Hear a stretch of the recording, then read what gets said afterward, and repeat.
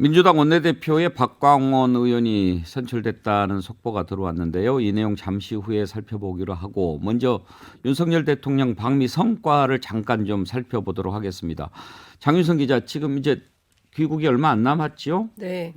근데 아까 박진영 교수께서도 지적하셨는데 이번에 한미 정상회담에서 이제 핵 억제 확장에 초점은 맞췄습니다만 그걸 놓고도 과연 충분한가 하는 얘기가 있고 무엇보다도 지금 우리가 가장 관심을 기울였던 것이 반도체 그리고 IRA, 인플레이션 감축 법안 이런 부분들인데 아예 그 부분은 내용이 포함되어 있지 않아서 어제 어떤 평론가는 질소만 가득 들어있는 과자 봉지 같다 그런 얘기를 하더라고요. 네, 그렇죠. 이제 당장 급한 게 어쨌든 삼성 반도체 중국 공장 관련돼서 기한을 최소한 1년이라도 연장을 해야 그 사이에 우리가 어쨌든 용인의 공장이라도 짓고 시간을 좀 벌 수 있는데 그마저도 뭐 계속 논의한다 이런 수준으로 애매한 수준에서 정리를 했기 때문에 뭐 그게 문제고 이번에 가서도 이제 핵협의 그룹을 포함해서 이제 경제 관련해서도 여러 가지 이제 논의 테이블을 만들고 온 것 같긴 해요. 그러니까 이후에 계속 논의한다라고 하는데 얼마나 진전된 논의가 있을지는 미지수입니다. 왜냐하면 기본적으로 입법을 해버렸기 때문에요. 거기에서 어떤 특별하게 우리에게 도움을 줄 만한 뭐 예컨대 뭐 시행령으로 뭘 할 수 있다면 모르겠지만 그 가능성도 거의 없다라는 얘기가 나오기 때문에 금액면으로만 보더라도 바이든 이후에 우리 기업들이 미국에 투자한 액수가 1,000억 달러 정도가 되는데요. 지금 정부에서 이번에 가지고 오는 게 통상 뭐 넷플릭스부터 해서 다 따져본다 하더라도 59억 달러입니다. 그러니까 금액적으로만 비교하더라도 10배의 미국이 이익이다. 이제 이렇게 볼 수 있을 것 같고 지금 전문가들 사이에서 굉장한 이제 걱정과 우려가 나옵니다. 그러니까 이번 정상회담을 통해서 우리가 얻어야 한다, 얻어야만 해야 된다. 우리 대통령이 이만큼은 해야 된다라고 엄청나게 강조를 했지만 결국 그 끝나고 난 다음에 계산서 딱 보니까 이제 청구서만 잔뜩 있는 것이고 결과적으로 미국은 국익을 지켰고 우리는 미국의 이익을 지켰다. 그래서 미국은 국익, 한국은 미익, 뭐 이런 평가도 지금 나오고 있는 상황이고요. 게다가 지금 이제 중국 정부 그리고 미국도 마찬가지입니다. 우리가 뭐 핵공유 사실상 핵공유라는 표현을 쓰지 않았습니까? 김태호 1차장이. 그런데 에드 케이건 백악관 NSC 동아시아 오세아니아 담당 선임국장이 한국 특파원 대상으로 브리핑을 했어요. 그러니까 제가 보기에 한국 특파원들도 좀 열이 받은 것 같습니다. 그 LA 타임스 기자 때문에 욕도 많이 먹고 해서 상당히 꼬치꼬치 물었어요. 한국 정부는 워싱턴 선언을 사실상 핵공유라고 설명을 하는데 이 설명에 당신 동의하냐? 이제 이렇게 물었어요. 그랬더니 그냥 매우 직설적으로 말하겠다. 우리가 이 선언을 사실상 핵공유라고 보지 않는다고 생각한다. 이렇게 명토 박아서 설명을 하고 있습니다.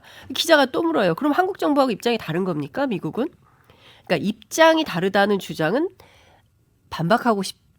그러니까 입장이 다른 것은 아니다라는 일종의 외교적 모호성 이런 발언을 하면서 우리 입장에서 우리가 핵공유라고 말할 때는 어떤 중대한 의미를 내포하는데 그건 아니라는 거죠. 그러니까 핵무기의 통제에 해당하는 어떤 그 공유 시스템 이것은 아니다라고 분명하게 말하고 있는 것입니다. 그러니까 한국 대통령실이 핵공유를 어떻게 정의하는지 우리는 알 수 없지만 우리가 정의하는 것은 핵공유는 아니다 이렇게 얘기하고 있어요. 그러니까 미국에서 아니라고 일단 들어오고 있고요.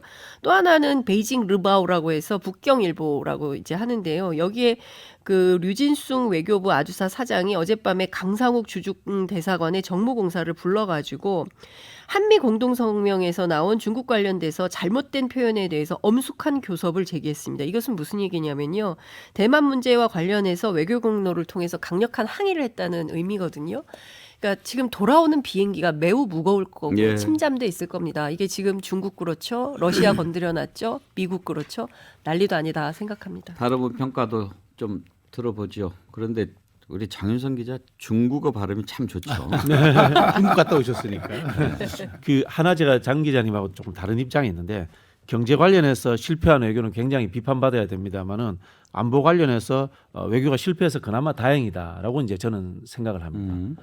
그게 왜 그러냐면요. 지금 윤석열 대통령과 김태호 팀들이 생각하는 것은 한반도 비핵화라는 원칙을 깨고자 했던 거예요, 사실은.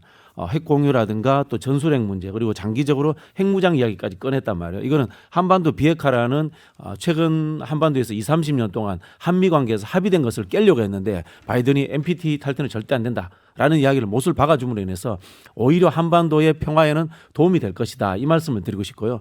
윤석열 대통령이 생각하는 한반도에 핵전쟁 위험이 있으니까 거기에 대해서 대응해야 된다는 논리는 한반도 경제를 망치고자 하는 대통령으로서는 절대 해서는 안 될 이야기를 전제로 깔고 했기 때문에 저는 실패한 외교가 그나마 다행이다. 이 말씀 드리고 싶습니다. 예. 김철근 실장의 평가는 어떻습니까? 바이든 선거운동 해주러 가는 것 같아요.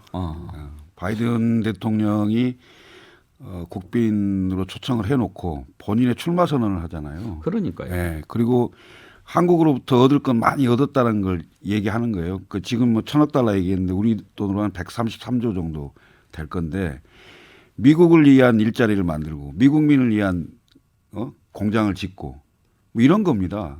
대신 우리가 가져온 건 사실은 넷플릭스 이것도 꼼꼼히 따져보면 넷플릭스가 한국에 돈이 되니까 투자를 하는 거예요. 사실 대통령이 한 발 얹히는 형국이었거든요. 근데 좋다 이겁니다. 그것까지 다 포함해 본들 결국 얼마나 가져왔냐 이거죠. 너무 불평등한 그 관계였다 이게. 사실은 제가 보기에는 국빈 초청이 12년 만이었기 때문에 대통령 본인으로서는 좋은 일이죠. 왜냐하면 대한민국 대통령이 국빈 초청을 받은 거니까. 국빈 초청과 그다음에 북한에 대해서 과도한 그 괴물화입니다. 괴물화. 이게 국내 정치하고도 관련이 있는 건데 이거 완전 반북 사상, 반공 사상에 입각한 그런 게 외교에서도 결국 드러나는 거거든요. 그러니까 이게 국제 정세나 미국의 미국 조야의 그 사고가 어느 정도 수준인지를 잘 보고 거기에 우리가 설득을 얼마만큼 할 수 있느냐.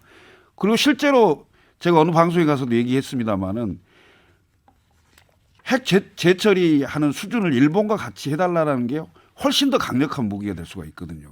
왜 이런 걸 안 하고 미국하고 실제 설명이 다른 핵공유 선언 얘기를 하고 있으면서 제가 보기에는 계산서 따져보면 대단히 불평등한 그 회담을 하고 왔다 이렇게 보입니다.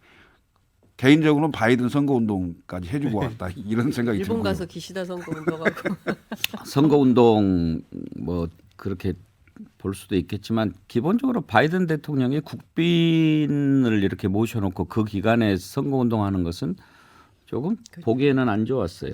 예, 재선 출마 선언을 꼭 그때 해야 되는가? 뭐 치밀하게 계산을 했겠죠. 바이든 정부에서도 이제 캠페인 기조를 놓고 봤을 때 근데 이제 우리여야 했느냐. 근데 뭐 이렇게 생각했겠죠. 70년 동맹도 좀 부각하고 사실 바이든 대통령이 자신의 어떤 연령적 좀 약간 그런 문제라든가 이런 걸 커버하기 위해서 사실 저는 그 굉장히 지난번 눈에 띄었던 게 우크라이나를 갑니다. 그리고 이제 경호도 최소화시켜서 굉장히 그 좀 위험한 전장에서 그 젤렌스키가 사진을 찍습니다. 그 사진이 미국민들에게는 실질적 재선 캠페인의 시작으로 받아들여졌다고요. 그러면서 이제 70년 한미동맹을 맞는 윤석열 대통령을 맞아서 또 그 얘기를 합니다. 그러니까 바이든 대통령 입장에서는 본인이 처한 여러 가지 불리한 상황들을 아는 것 같아요. 그러니까 고령이라든가 그다음에 약간 우유부단하다든가 또 민주당의 외교 정책이라든가 이런 점에 대해서 미국민들이 좀 평가하는 부분들이 좀 박하거든요. 그 점들을 좀 보완하는 그런 캠페인을 통해서 하는데 근데 말씀하신 것처럼 왜 우려야 하느냐. 윤석열 대통령 미국 방미 기간이어야 하느냐. 뭐 이 점에 대해서는 뭐 나름 계산했겠지만 저는 우리 참모들이 말이죠. 그런 걸 알았을 거 아닙니까? 그러면 김태우 차장이 미리 갔을 때 사실은 정상회담의 결과라는 게 사전 의제 조율의 결과지 정상끼리 만나서 통 크게 합의하는 건 그건 없습니다. 그건 모든 건 치밀하게 조율된 이제 마지막 그냥 활용 점정인 거죠.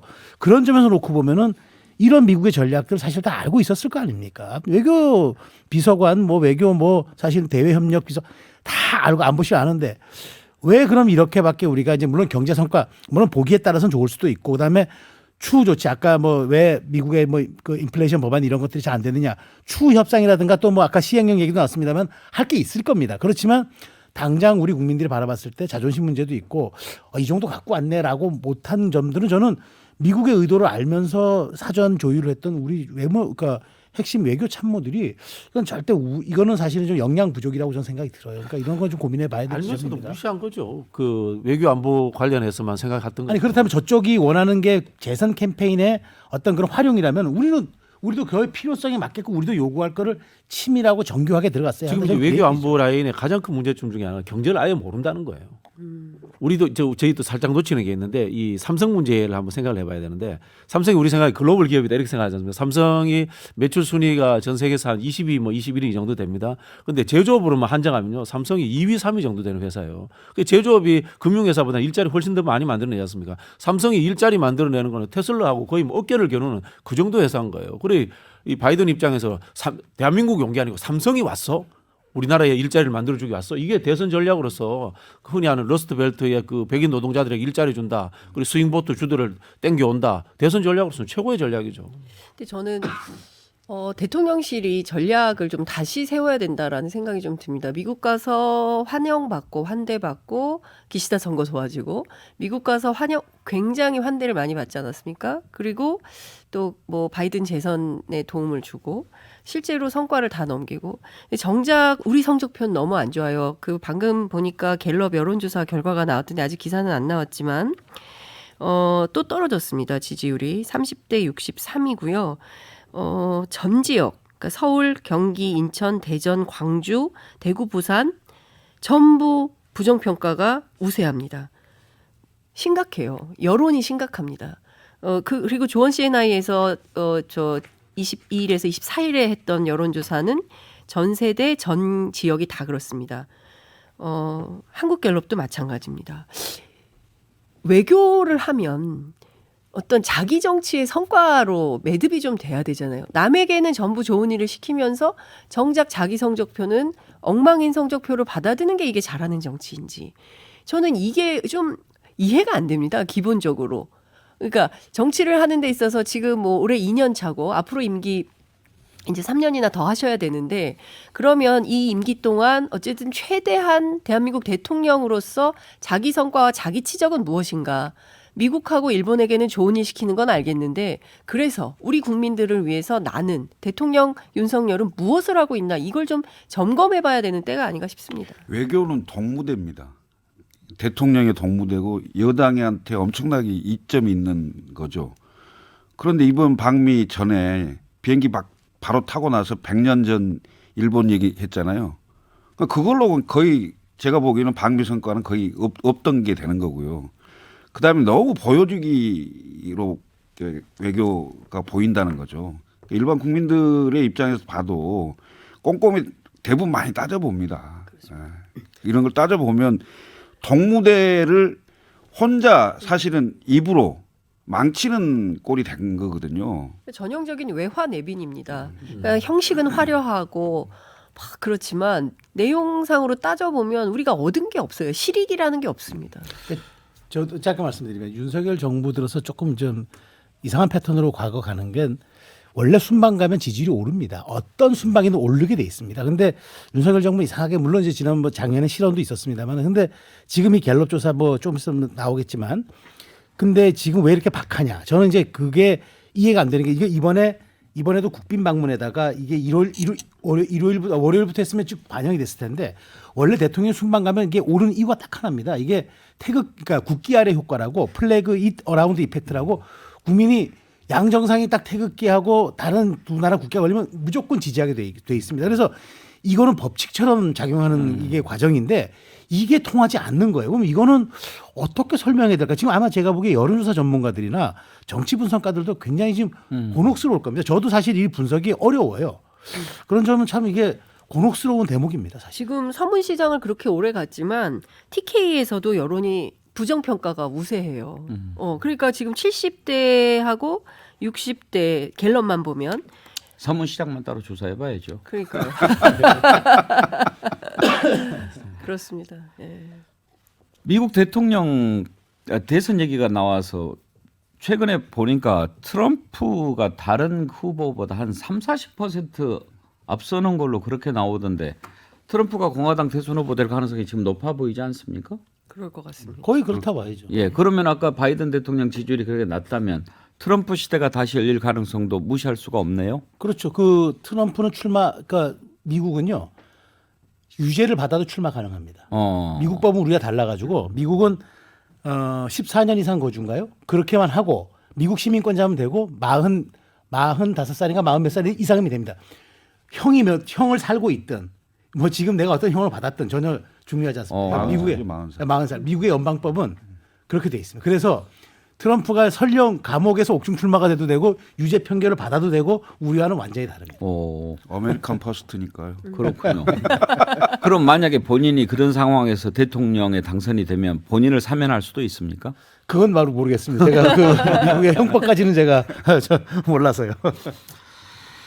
우리가 오늘 백운계 시사 1번지 마지막 방송을 하면서 언론도 얘기하고 또 미국 한미 정상회담 성과도 살펴보고 미국도 들여다봤는데 미국의 수정헌법 1조가 네, 표현의 자유죠. 맞습니다. 그 정도로 미국은 언론의 자유, 표현의 자유 이것을 중요시하는 것 같은데. 어제 의회도 굉장히 그 정말 자유스럽더군요. 예. 네.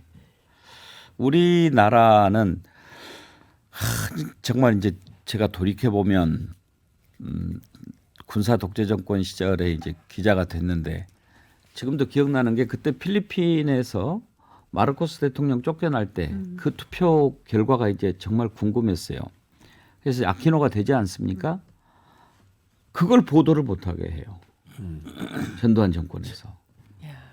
그러니까 많은 국민들이 궁금해하는 게, 야, 이 저 아키노가 돼야 되는데 우리 그래야 민주화의 어떤 열망이 좀 드러나고 그렇게 할 텐데, 근데 그걸 보도를 못하게 해요. 그런 상황이 근데 있었는데 지금 몇 년이 지났나요? 이제는 좀 정말 귀를 열고 마음을 열고 들을 건 듣고 그렇게 해야죠. 그리고 정말 다시 한번 강조하고 부탁드리지만 대통령은 초심을 지켜야 됩니다. 자신이 맨 처음에 국민들에게 지지를 호소할 때 얘기했던 그 초심 들어야 됩니다. 겸손해야 됩니다. 교만하면 안 됩니다. 오늘 그 말씀을 드리면서 오늘 우리 마지막에 앵커님, 네, 그 말씀하시니까 앵커님 저기 그만두시는 상황에 대해서 우리 그 시청자 제가 인사 먼저 좀 드리고요. 아 그럴까요? 예. 네네. 지금 그 이은주님이 시청자 대표로 감사패 보내온 거 그거죠? 네네. 제가 깜짝 놀랐어요. 우리 어머. 저 은혜를 어떻게 제가 야. 갚아야 될지 모르겠습니다. 제가 잠깐 인사하고 전해 주실래요? 네네. 예. 예, 여러분이 함께 해주셔서 정말 힘든 줄 모르고 달려왔습니다. 다시 한번 감사드립니다. 유튜브에서 새로운 댓글마당 가능성을 보여주신 이은주님, 임금님, 기획캔디님, 복흥망치님, 어매님, 바다별장님, 로버트리님, 우루뿌님, 매일 새롭게님, 사무엘 비님, 볼프강님, 박승만님 시간이 없어서 다 못 읽겠습니다. 진심으로 감사드리고요. 그리고 1년 반 동안 시사 1번지를 만들어주신 유영현 대표님, 정환식 이사님, 김경호 기사님, 또 우리 KBC의 김광호 기술감독님, 박주현 감독님, 또 쇼츠 제작 유튜브 만들어주신 정태호 팀장님, 정혜진님, 홍석영님, 전영애 작가님, 그리고 조서연님, 오은서님, 분장을 맡아주셨던 안나쌤, 떠나는 길에 진심으로 감사드립니다. 가장 걸리는 분들은 광주 전남에서 라디오로 애청하셨던 분들인데 죄송합니다. 라디오로는 이제 제가 더 하지 못하지만 또 다른 곳에서 만날 수 있겠죠. 애청자 이은주님께서 깜짝 선물을 준비해 주셨습니다. 기념패를 만들어 보내주셨는데요. 또 박진영 교수님을 콕 찍어서 읽고 전달해달라고. 지명 전달이군요. 기념표에 그 좋은 글이 있어서 제가 좀 거친 목소리지만 읽어드리겠습니다.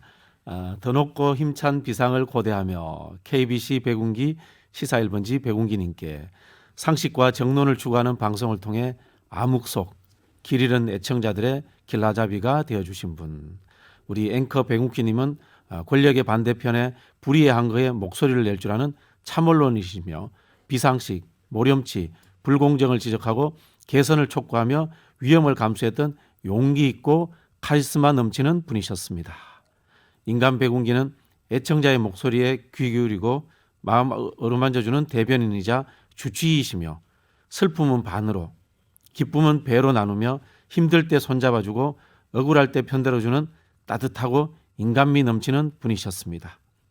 백운기 앵커님, 당신의 행보가 빛이 되고 희망이 될 것을 믿어 의심치 않습니다. 정말 수고하셨습니다. 많이 감사드립니다. 오래오래 기억하겠습니다. 2023년 4월 28일 앵커님을 존경하고 사랑하는 애청자들을 대표해서 이윤주님 드림 감사합니다. 전달하겠습니다. 너무 과분합니다. 야. 예.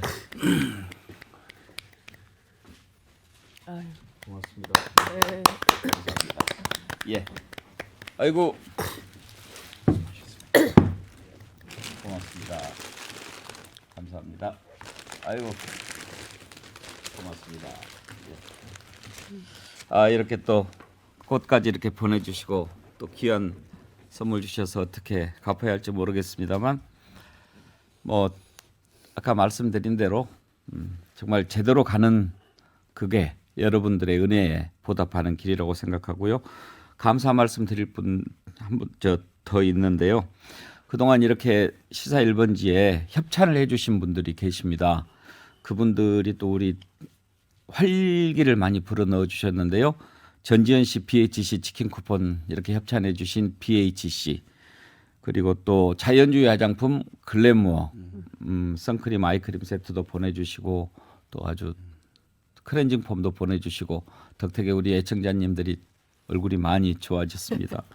그리고 또 우리 그 큰 행사 때마다 크루즈 상품권 해주신 크루즈 선도기업 롯데관광에도 이 자리를 빌어서 진심으로 감사드립니다.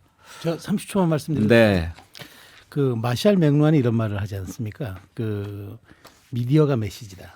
그런 말에서 많은 사람들이 해석을 놨는데 저는 그렇게 생각하지 않습니다. 메시지가 미디어라고 생각합니다. 그러니까 백운기의 시사 1번지가 그동안 1년 반 동안 뿜어냈던 메시지가 이제는 미디어가 됐습니다. 그래서 아마 시청자들이 이 공론의 장에서 청취자들이 공감하고 하는 그런 커뮤니티를 형성했을 겁니다. 그래서 백운기 시사 1번지는 영원한 미디어의 한 영역으로 남을 거라고 저는 확신합니다. 감사합니다. 오늘 마지막 방송이지만 이렇게 또 네 분이 따뜻한 마음으로 함께해 주시고 또 이렇게 애청자님들의 큰 격려, 과분한 격려를 받고 보니 1년 반이 참 감사하고 감사합니다. 앞으로도 또 다른 곳에서 또 만나 뵙겠지만 정신 잃지 않도록 저는 열심히 노력하겠습니다. 고맙습니다. 아유, 감사합니다. 네. 그동안 함께해 주신 여러분 진심으로 감사합니다. 우리 KBC 제작진이 제가 제일 좋아하는 노래를 떠나는 길에 틀어주시겠다고 그래서 제가 김정호의 하얀 나비를 신청했습니다.